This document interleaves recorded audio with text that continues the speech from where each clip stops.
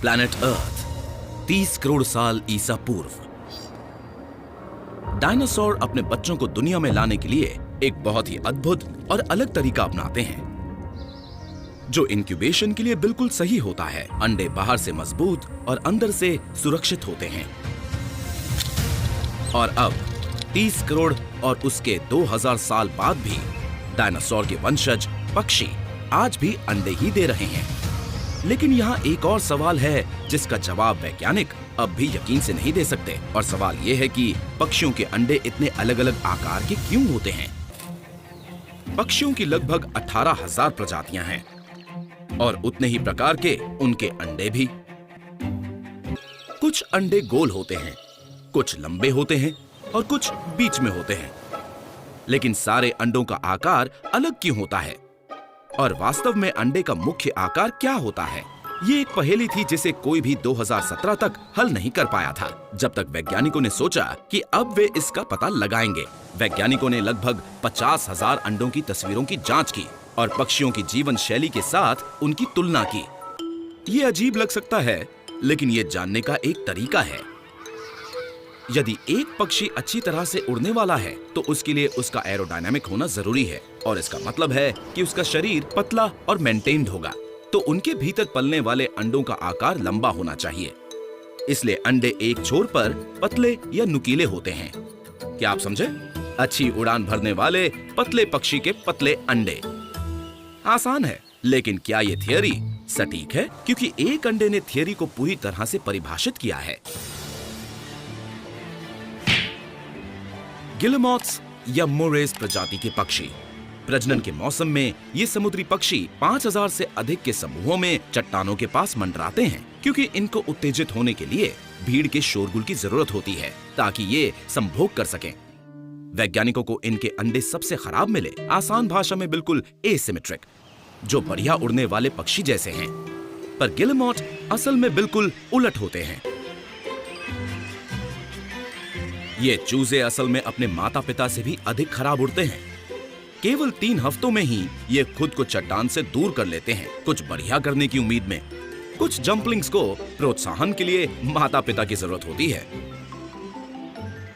इसलिए ये कहना ही सही है कि गिलेमॉथ्स के नुकीले या एसिमेट्रिक अंडों का संबंध उनके अच्छे या बुरे उड़ने से नहीं है।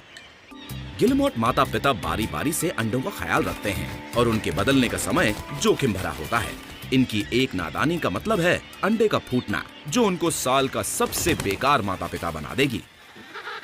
एम्परर पेंगुइन्स भी ऐसे ही बदलाव करते हैं। उनके पास भी नुकीले अंडे हैं और उसकी एक खास वजह भी है। तो चलिए इस बात को ध्यान में रखते हैं। गिलेमॉथ्स के अंडे क्या इसलिए नुकीले होते हैं कि वो लुढ़क कर नीचे ना गिर जाएं? जिसका मतलब यह है कि अंडा किनारे की तरफ ही रोल करेगा, इसलिए नुकीला आकार नुकसानदेह ही हो सकता है। सदियों से वैज्ञानिक समझ नहीं पाए हैं कि गिलेमॉथ का अंडा इतना नुकीला क्यों होता है। ज्यादातर पक्षी जो नुकीले अंडे देते हैं वो अच्छी उड़ान भरते हैं, लेकिन गिलेमॉथ नहीं। तो आखिर ऐसा क्यों है? कभी कभी विज्ञान की समस्या को हल करना किसी पहाड़ को चढ़ने जैसा हो जाता है। केवल सबसे एसिमेट्रिकल अंडे ही पहाड़ की दरारों और कोनों पर चिपके रह सकते हैं। तो गिलेमॉथ का अंडा सभी नियमों को तोड़ता है। यह अनिश्चित जगहों से चिपके रहने में मदद करता है। यह कुदरत के करिश्मे का सटीक उदाहरण है।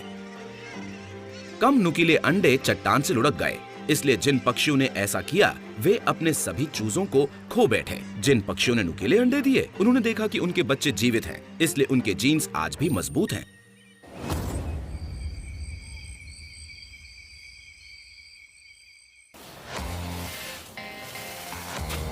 स्वीडन, दिसंबर 2017। विंटर स्की का मौसम पूरे जोरों पर है।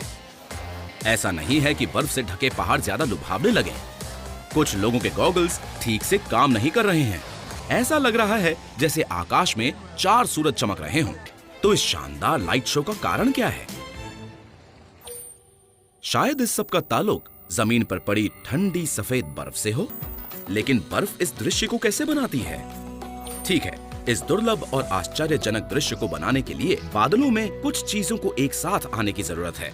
सर्कुलर क्लाउड्स पतले और धुंधले होते हैं, जो लाखों छोटे बर्फ के क्रिस्टल से बने होते हैं, और इनमें से प्रत्येक क्रिस्टल में गुजरने वाले सूर्य के प्रकाश के साथ टकराने की क्षमता होती है। कुछ प्रकाश एक सर्टेन अमाउंट में बाईं ओर झुक रहे हैं और कुछ प्रकाश सर्टेन अमाउंट में दाईं ओर झुक रहे हैं, इसलिए हम कई सूरज एक साथ देखते हैं। सूर्य का प्रकाश आमतौर पर सीधी रेखा में यात्रा करता है, लेकिन बर्फ के कण इसे वापस हमारी ओर झुका सकते हैं, जिससे लगता है कि रोशनी किसी और जगह से आ रही है।